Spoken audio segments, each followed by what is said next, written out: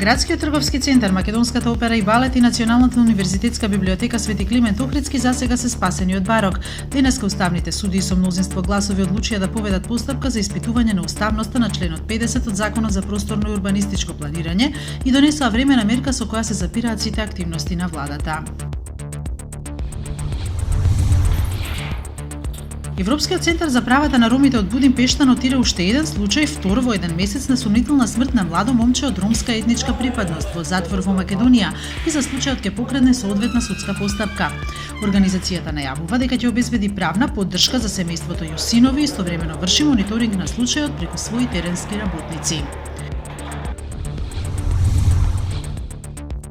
5 април се води како ден на почеток на војната во главниот град на Босна и Херцеговина, една од најкрвавите на Балканот и во Европа, во која од 1992 до 1995 година загинале меѓу 100.000 и 250.000 луѓе.